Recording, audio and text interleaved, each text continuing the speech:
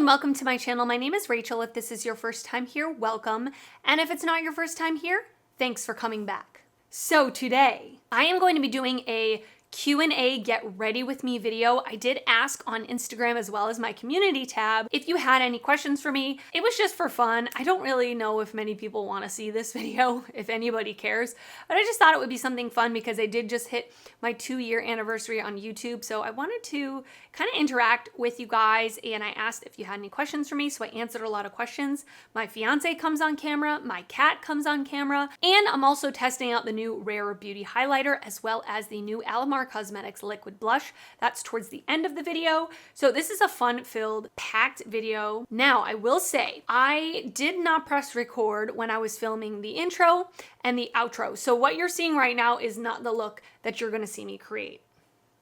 Love that for me. Yeah, I hope you still enjoy the video. I will show you like video footage of the final look. I did film another video afterwards, so you do get to see the finished result anyway. But okay, enough talking. If you enjoyed this video, please give it a thumbs up. That helps me out a lot. And if you're not already subscribed to my channel, I would love if you would consider subscribing before you leave. Now, I'm gonna link all of the products that are on my face that I'm getting ready with because I don't mention all of them because I'm kind of into answering the questions. All right, enjoy. So I've already primed my eyes with the Urban Decay Primer Potion, and I'm gonna do something with this Unearthly Cosmetics Sleepover palette. I did put this in my winter favorites because it's like got the berry tones, which I love, love, love anytime, let's be real, but for winter especially. If I don't mention what I'm using in this video, I'm gonna link everything down in the description box below. Okay, so I had a lot of questions about like makeup stuff. I had a lot of questions about dancing, a lot of questions about dancing. If you didn't know, I teach ballroom dancing. And I also had a lot of questions about the wedding and all of that. So let's start with the makeup stuff first, then we'll get to the more juicy stuff later. Someone asked, well, this, I know her in real life, my friend Katie. She asked, what's a good tinted moisturizer? You know, I am not really a tinted moisturizer type of gal. Most of the time, I either prefer like a medium coverage foundation or no foundation at all that I'll just basically spot conceal or just won't wear makeup at all. But one that I used to absolutely love was the NYX Bear With Me Tinted Skin Veil. And I think you can still find that online. You have to do a little bit of digging. Of course, if I can find it, I will link it down below. That tinted moisturizer was so beautiful. Definitely more of a sheer to light coverage, but me with oily skin, I can't really do tinted moisturizers that are overly moisturizing. They end up making me look greasy. I'm already greasy as it is. So this one was more of like a natural finish to it. It wasn't really matte, but it was definitely more like a natural but not overly moisturizing moisturizer. Another question is, would you rather never wear makeup again or never go shopping again? I'm definitely going to say never go shopping again because I can't imagine a life where like starting tomorrow I couldn't wear makeup. I couldn't face it. Makeup just brings me so much joy. But does the question also mean I can't shop for makeup ever again? Because actually, even if that was the case, I have so much makeup that I could easily use for the rest of my lifetime. Although I probably would need to like repurchase some things like brow products, mascaras, stuff like that. But I would still probably say I would rather never shop again. What about you guys? What would your answer be to that one? I'm curious. So the next question is more of like a YouTube question. How did you get over the fear of posting first video if you had any? I definitely did have a lot of fear. I always really did want to do this. And when the pandemic hit and I had to stop working, it really made me kind of evaluate and kind of think about what I wanted in life. I had so long attached dancing and ballroom dancing and teaching to my identity, if that makes sense. And with that ripped away from me, I kind of had to sit and be like, what do I really want to do? You know, when dancing is taken away from me, what do I want to do deep inside? And the answer was I wanted to do this. I wanted to start a YouTube channel. I've always wanted to do it. And my fiance, he has all of the equipment because he does do video production. So we have lights, we have cameras, we have microphones. So it was almost like everything was there waiting for me to do it. It was only myself holding myself back. And during the pandemic, another thing that really kind of pushed me into doing it was I read the book called The Art of Not Giving a Fuck, and that really convinced me to do what I wanted. I would highly suggest that book if you haven't read it already. The gist of what I took out of it in regards to like the YouTube channel was, it was kind of a morbid way of saying it, but he basically said, you're going to die one day, you know, all these little things don't really matter. People's opinions don't really matter. It's you that has to live your whole life with yourself, and you have to make yourself happy. And so that really did convince me to be like, you know what? Screw it. I'm doing it. Who cares if people from high school or people from college watching me think I'm silly or think I'm stupid? And of course, knowing that my first video was going to be terrible, because it was, it was really terrible. You have to start somewhere, and I didn't want to be the reason that I would look back in 10 years and go, oh, why didn't I do that? Only just because of my own insecurities or myself holding myself back. But I would highly suggest that book. I'll link it down below. It really did help me a lot. Okay, and then a couple other like makeup questions I got. If you could collaborate with any makeup brand, who would you want to collaborate with, and what products would you like to create? Wow. I would absolutely love to create an eyeshadow palette. I think you guys know that. That would be the number one thing I would like to create. Maybe like an eyeshadow palette and some lip products, or even like cheek products, like a blush. I would love that. Some of my favorite brands that if I had to pick one, I don't know if I could pick one. I love Nomad. Probably Nomad would be one of my favorite picks.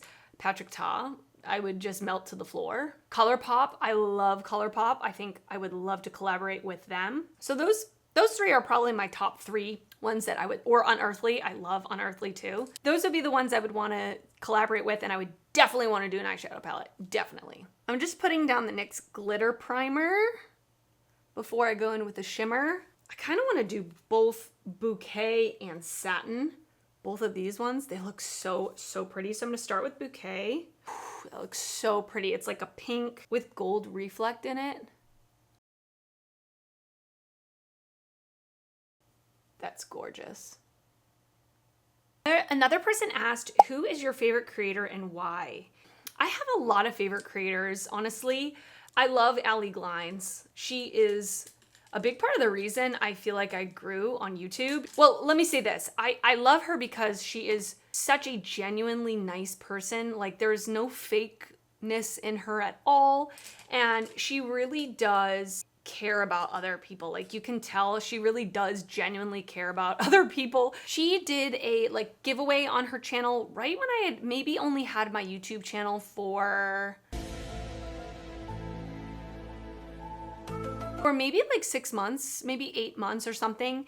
She was highlighting like very small creators. You could submit like a Google form, and she would check out your channel, and she picked 5 people out of like a lot of people that submitted. I was one of the 5. She was just so kind. I love that she used her platform to lift smaller creators up, to give them a spotlight. Many creators don't do that, you know, especially really big creators like her. She really just is genuinely nice and kind. I've talked to her through DMs, and she's just a really nice, sweet person, honestly. And I just love her. I love her content anyway, but her as a person I really like. And then I also really love Angelica Nyqvist. I know I talk about her a lot, but she is also one of my absolute favorite creators. I feel like she is, I mean, she's absolutely beautiful, and she does amazing makeup. Her eyeshadow looks are unbelievable. Her content is really good. The thing I love the most about her is she's very honest. Like, I truly trust everything that she says. I feel like she's very transparent. I really enjoy listening to her views on things. She has really good, like, thought-provoking videos, which I love. And I just really like her a lot. And then, of course, Heather Austin, which I talk about all the time. I love watching her videos. They're just like fun and happy and chill and not serious, and just really fun to like escape into her videos. And then I'll do one more makeup related question, then I'll move on. So it says, what are the most positive and negative things about YouTube? I'm going to answer this as like coming from a creator standpoint. The most positive things, honestly, I love chatting with you guys. I love chatting with you guys. I feel like you're my friends, and I don't really have a lot of friends in real life. Like where I live, I don't really have any friends, let's be honest. So I feel like you guys are my friends. So I love talking with you and chatting with you in the comments when you guys send me DMs. I love, love, love it. And this will kind of go into the dancing thing. I really feel like I have found a new passion in life at the age of, well, I guess I was 34 or 33 when I started this channel. So in my mid 30s, I found a brand new passion in my life, and I so enjoy the creativity of making videos. I absolutely love editing. That is probably my favorite part of like the whole process, is editing my videos. I know a lot of people hate editing. I love it. I love it. You guys probably tell I have fun with it. Like I crack myself up when I'm editing, but I do love editing videos. I just love creating videos. I want to do it every single day, every moment of every day. And that's something else to like think about when people ask like, how did you get over the fear of starting your channel? It's also like, you never know what you're going to absolutely love. You could find a whole new passion in life if you just get over that hump of starting. And once you get started, you can get the ball rolling and really create a brand new passion. Like I feel like I'm in a completely different era in my life than I was 2.5 years ago, 2 years ago when I started this channel. So I really encourage you, whatever it is, to just don't care about what other people think. Just do it, because it could literally change your life. Hey, it's me again. I'm back. I realized that I didn't really answer the second part of that question, which was, what are the worst things about YouTube? And honestly, I've thought about it for a day or two since I filmed that video, and there's really nothing that I can say that I hate or dislike about doing YouTube. I mean, I guess the only thing would be, because I'm so new and I don't have a ton of subscribers, I don't get paid hardly anything. So like, I guess that's the worst part. I wish I got paid more, but I'm totally patient with it. I totally understand that it's gonna take a lot of time, and I'm happy to just be here and film videos. So I would say that's the biggest downside. I don't really see any other like big downsides to it. So yeah, back to the video. Okay, so let's go on to the dancing stuff, because I've had a lot of questions about dancing. Of course, it is one of those jobs, whenever I meet people in real life and I tell them I teach ballroom dancing, 99% of people are like, oh my gosh, you know, it's one of those weird jobs. You don't meet many people that do that job. So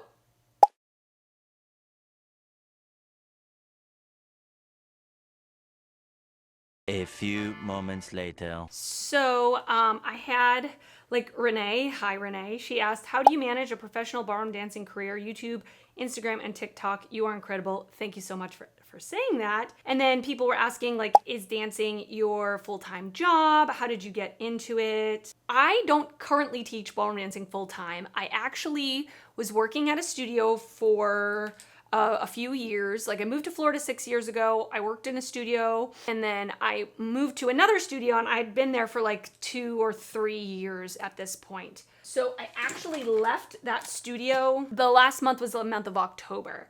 So I haven't worked full time in the studio in a month and a half. But up until that point, yes, I was working full time, 6 months or something like that. But I have been teaching full time since 2009. So how I can't do math. 13 years, right? So I started in 2009. I graduated from college in 2008. In the beginning of 2009, I got a job at Fred Astaire, which is a franchised dance studio. You probably, if you live in the United States, you probably have one in your state somewhere. They're all over the country. I'm gonna use the Oma by Sharon C Flawless in Real Life Skin Perfecting Foundation in Fair Lady T6. This is a good one for me with oily skin. It does end up kind of getting pretty oily on me by the end of the day, but the shade match for me works right now, so that's why I'm using it. So I started working at a Fred Astaire in Massachusetts, is where I'm from, in the Boston area. I was the desk person there for a while, and then I started teaching. Now, I have been dancing since I was 3 years old, but I hadn't done ballroom prior to working at Fred Astaire, but they tend to take brand new people that haven't taught ballroom or even danced it before and train you from scratch.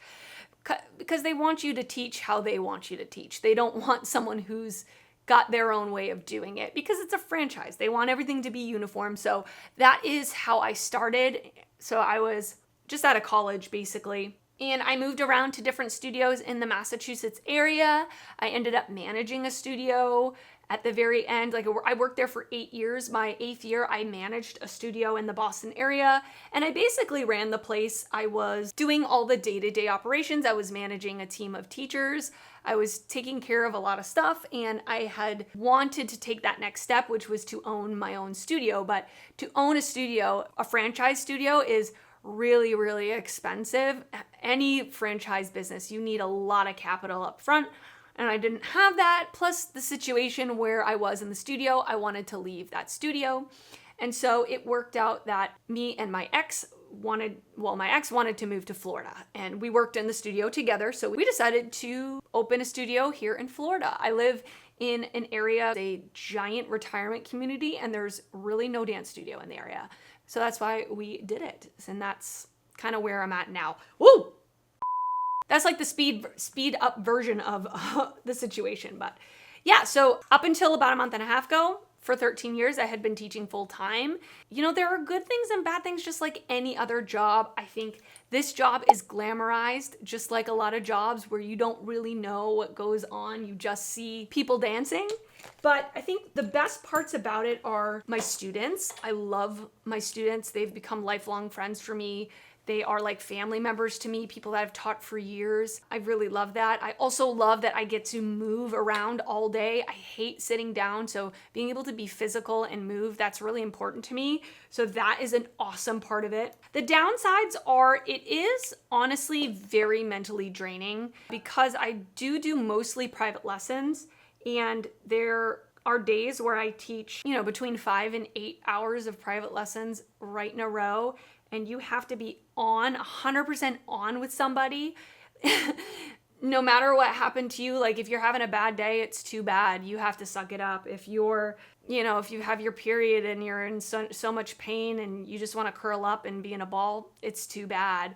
If someone is being rude in the lesson, it's too bad. You know, all these things, it's very, very mentally draining. Very mentally draining. So honestly, I did stop teaching because I wanted to leave the studio I was at, but I also wanted to stop teaching as an experiment because truly, I will always dance. I will always have that part of my life. I actually dance professionally in country western ballroom. That I love. I don't teach that necessarily. I love to dance, and I do like teaching. I kind of feel I'm a little burnt out with it, having done it for 13 years, every single day, 40 plus hours a week. I needed a break from it, but also I really wanted to try to pursue this and see how much I can push myself, see how much I can upload, see how much I can do Instagram, TikTok, and this at the same time. I do still like dance hosts, which means people will hire me on a evening, like for 2 hours, to go and dance with them at a dance. It's not escorting. But I do go out and go to dances with men and women. I lead the women around as well as dancing with the guys. And so they have like a professional that they can dance with and have a good time with. So I do still do that a few days a week. I do also DJ ballroom dances a couple times a month. So I'm doing all of that. And I am considering like starting up group lessons because that's a little less mentally draining. You're not one-on-one with somebody all the time. So I am considering kind of picking that back up again. But as for doing like private lessons full-time, I don't see myself doing that again. I really want to focus on YouTube and social media stuff because it fully makes me happy. I know a lot of people don't understand it necessarily, but I just really love doing this. Like I went to school for performing arts, but I was a music concentration. Like I wanted to be a music teacher originally. That was my plan when I went to school. It changed obviously as plans do. But I had a question about dance is such a beautiful art. Do you enjoy the other arts, singing, painting, making things, etc.? Your makeup looks are amazing. Thank you. And does your boyfriend practice dance with you? That would be so fun. Yeah, right. Well, and then part of the question was, what's your favorite decade for music? That's a great question. I think another fun fact about me is I'm a huge Beatles fan. My cat's name is Ringo, which I had a question about Ringo too. We'll get to him in a second. But, this is not looking good under my eyes. I'm gonna say the 70s, followed by the 60s, followed by the 90s, then the 80s, and then today's music. But I think I love the 70s in terms of music. That's probably my favorite decade for music. Now, I told Ben, my fiance, that he could come on camera and answer some of these questions with me, so he's very excited. So we're gonna bring him in now. Ben, you wanna come in? Now, stay tuned to the end of the video because I have some new stuff I wanna try out, so get excited for that. You wanna pull up a chair, yeah? Okay. 12 seconds later. What's AMA? Ask me anything? Oh, I like that. I've never heard of that before. No? No. Here, Ow. Oh, is that? Can you keep it? Yeah, I'm fine. Okay, this is Ben. If you guys don't know Ben, this is my fiance. How's it going? So, there's a few questions that I need you here for, but the first one is someone asked about how we met. Yeah. Did you The answer speed, that already? no, the speed version. You don't have to go like too into detail, but how would you answer that? So, I coached middle school football. Hold on, can we edit this? Well, yeah. Yeah, I coached middle school football, and then after the season, I worked at a country club, and there was a guy I used to coach with, an older gentleman. Then there was another guy sitting next to him, and this guy was, they were talking to each other, and he's like, oh yeah, I coach with Ben, blah, blah, blah. He was talking me up. And so the younger guy that he was talking to was Rachel's business partner, and he was basically like, oh, you coach football? Like, you used to play? Like, you could teach ballroom dancing. I'm like, okay, like, but yeah, it sounded interesting. Like, he's like, all you have to do is like just teach single old ladies like how to do some basic stuff. Like, it wouldn't be anything crazy. I'm like, I can't dance. He's like, well, I'll teach you, blah, blah, blah. So that's basically how I started working there. And then about 6 months later, we started dating. Yeah, She was my boss. Yeah, I was his boss. We met, and my partner hired him to teach beginners, basically. And he came into the studio for the first time, and I remember he came in and That's not part of the question. For his like interview, I guess, or whatever, to meet me. And my partner had told him to wear like gym clothes, and he was wearing basketball shorts. He was wearing like basketball shorts, a ripped t-shirt, and he's also 10 years younger than me. So I was like, oh, who is this kid? Whatever. He's very like laid back and chill. I really thought he was like stoned when he came in. He was just like, hey, what's up? Like, yeah. And I was like, I totally just okay. had my eyes closed. Right. That was how we met. There was no like romantic interest at first. We worked together. I was his boss. I wasn't thinking about it like that. And then eventually we started hanging out more, and it just happened, I did this. Yeah, he put his head on my shoulder one night, and I was like, oh, literal sparks. It was weird. Now, do you dance anymore? That was somebody asked. Do you dance anymore? I'm capable. No, I don't do it very often. Why not? Why not? Who's asking? No. Why don't I dance anymore? I don't really like to do it. I don't really like it very much. I guess also whatever I want to do, I want to be really good at it. And I know what it takes to be really good at ballroom dancing, and I have zero desire to put in those hours to be that good. Yeah. But at the same time, I can do the basics, and I can dance with people, have a good time if I want to. Yeah. But I don't have the desire to like really pursue it. Yeah, like pursue it or like be exceptional at it or anything like that. I think it's just like anything else, any other skill or sport or anything. If you do it consistently and you feel progress, it's more fun, right? True. It's like some people are totally okay, like just going to the driving range once every 3 months. You're not really going to get better doing that. Yeah, and I don't like to do that. I don't like to do that. I don't either. So because you don't enjoy it that much if you don't do it very often, you're messing up quite often, and you're kind of not embarrassed, but you want to be good at whatever you're doing. And dancing is a lot harder than it looks. Like I have so many people come in and go, I just want to take a few lessons so I can, dance at my daughter's wedding. It's like it takes months to be able to just do basic stuff. So yeah, it takes a lot to get good at it. Yeah, as far as her students, like she goes to parties and things like that where a bunch of people dance. Like the best part is like making some lady's night that you dance with them and they were so happy while you did. They get to dance in a handsome man's arms. Yeah. Right? Exactly. But Yeah. that was a long answer. Yeah. Okay, so a lot of people asked about the wedding. When is the wedding? How's the wedding planning going? We're shooting for May of 2023. I think we're making progress, but we haven't set anything Today, in stone. tonight over dinner, we're setting a date. We decided, right? Yeah. Well, it's been a series of decisions. At first, we're like, okay, let's do a small wedding and, let's get a big house where my family can be there. Even that starts to get super expensive, just like, $5,000, $10,000, $15,000 just to have like a very simple Basic, wedding. yeah. Basic wedding. And we don't think that's worth it. I'd rather spend money on a honeymoon or buying a house and things like that. We're both on the same page there. Yeah. So that led to us wanting to elope. And then we've kind of gone back and forth with the locations. Right now, back to Colorado. I really like the state of Colorado. I think it's beautiful. I thought it would be a place where we could go and elope and get married, and then we can spend time there and make our honeymoon at the same time. So, yeah, that's basically where we're at. I mean, it's kind of cutting it close as far as, like, photographers and things like that. But Colorado's super easy to get married in. Apparently, you can have a dog as your witness and still get married. It's very easy. And our parents are going to be there, though. So it's not just going to be us, which is pretty cool. So we just decided to invite both sets of parents and make a trip out of it, which will be nice because we'll get to spend time with them. And, I mean, basically what it comes down to is I just want a low-stress, low-cost wedding, I told him I'm happy to just go to the courthouse, but we also want to do something memorable, too. So we want to make a trip out of it, spend some time with our family. But it's also like if we were going to do something local and then try and put things together, like these things just cost Yeah, they end up a lot adding of money. up. Right, Like, it adds up. And it's just, at that point, it's not really worth it. So we want to have, a good experience, a memorable experience. Yep. Those are good questions. Oh, and then someone asked, how's the cat? He's adorable. You need to include him. Can you go get him? Mr. Ringo. Ringo! He's sitting outside waiting for his cameo. Here's Mr. Here Ringo. he is.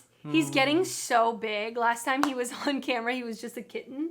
And now he's getting so big and chunky. Yeah, and he he's does have a so little sweet. belly. He said, I'm done. Say hi. Say how's it going? Oh, and then the last question I have for you, someone asked, what does your boyfriend think of your makeup obsession? What do I think of your makeup obsession? There's a lot of ways to answer that question. Well, what's the first thought that comes to mind? The first thought that comes to mind is that she pays for all of her makeup with her own money, so who am I to say what she spends her money on? If it's not hurting her, it's not hurting another person. Also, she buys a lot of indie brand makeup. You're supporting other people, other small businesses. I know it's not all indie brands, but a lot of it I think is, that's yeah. cool. Like, I'm all about supporting people in their business. And, Rachel's pretty much becoming a business with this YouTube channel. I used to have a business, so I'm all about that. I think the only thing is, like, which Rachel and I have talked about, I think she would agree, like, it's more about, like, why you're buying something. So, like, one, do you need the makeup? Probably not. But do you think it's cool and you want it? Yeah, like, that's, then fine, spend the $40 on the eyeshadow palette or whatever. And she actually, I mean, she does make a valid point. Like, she actually is a collector. Like, she has a lot. So it's like, but now she has she's had the channel for about 2 years and she makes content with majority of the makeup she buys, it seems like. So it's just, I guess it's just like any kind of like thing you're interested in, or like I've spent thousands of dollars on camera stuff. Like, I don't have an obsession like Rachel, but... And he's always been so supportive of me doing this channel from the start. Like, always so supportive. So you never make me feel like I shouldn't do it or anything like that, ever. I wanted to be a YouTuber. Yeah, in your generation, that was like an actual job, right? Yeah. For me, it wasn't. Okay, I'm going to kick you out now because I got to finish up my makeup. I got to try these couple new things. Well, I enjoyed hanging out with y'all. Subscribe. comment. Bye. Okay, so we're gonna move on. I actually have 2 new products to test out. I thought I would just throw them in here. I have the new Rare Beauty highlighter. As soon as I saw this, like sneak peeked or whatever on Instagram, I was like, yeah, I need it. I bought it. So I bought the shade Exhilarate, which is the second shade. I didn't want to get the first, like the lightest shade. It looked too icy. The packaging is so cute, very nostalgic. And then inside, this is what it looks like. I haven't even swatched it yet, so we're gonna do that. And then Almar Cosmetics just came out with a liquid blush, Colorete Concentrate. It doesn't say the shade. That's kind of weird. Unless it's called Amor de Melocotone. Maybe that's what it's called. This is definitely not gonna go with this look at all. It's like a peach color, but we're gonna do it anyway. It's fine. So let's start out with the liquid blush. It comes in like a Charlotte Tilbury-esque type of wand with the sponge little floof top, and then we're gonna squeeze it to have it come out. It truly doesn't feel like there's a ton of product in here, I'm gonna be honest with you. Maybe I should go down. Ooh! Okay, that came out really fast. It's very, very, very liquidy. Since I already have it on my hand, I'm just gonna go in with a brush. So I have this e.l.f. Complexion Duo brush that I love for cream and liquid products. So I'm just gonna get this on the brush, and then I'm gonna pounce it on my cheek here. Ooh, that's pretty. Really pretty. It's not super pigmented. I'm just gonna go on my cheek now. Let's see what that does. I usually don't love doing that. Yeah, to see, this is way more pigmented if you do that. That is really pretty though. Love the color. Love the color. I think I definitely prefer to put it on my hand and then pick it up from my hand. I just feel like I can control the amount of product I'm getting on. Yeah, see, that's much better.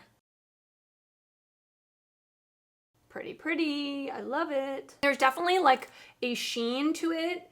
It looks pretty dewy, which isn't usually my favorite thing in the world because I have oily, very textured skin, but it does look absolutely gorgeous. It didn't disrupt my foundation or my concealer, and it was easy to blend, as you could see. The color is really pretty. I think this is one of the lighter colors. I do think they have more bright, bold colors as well. So yeah, I love that. I don't love that it's gonna cake up on here while it's in the tube, but that's okay. I'm gonna continue to use this. You'll see this in a speed reviews in the future. Okay, and then the moment we've all been waiting for, this Rare Beauty highlighter. I've not seen anybody use it. Usually when I buy like a brand new product, I don't watch reviews. I try not to like see anybody use it because I want my own opinions.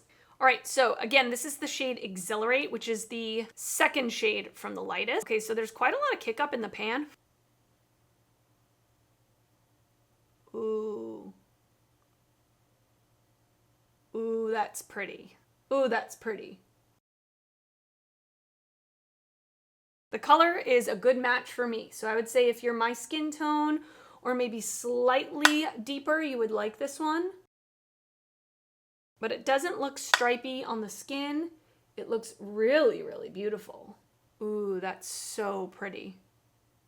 It's definitely a metallic highlight. It's not like a barely there type of thing. My lights are pretty bright, so I don't know if you're gonna get the full effect, but it is definitely really pretty. It's really, really pretty. It might be slightly too deep for me, like looking straight on, I can see it, but I would rather it be this than it be so icy white like the first shade was. I like it.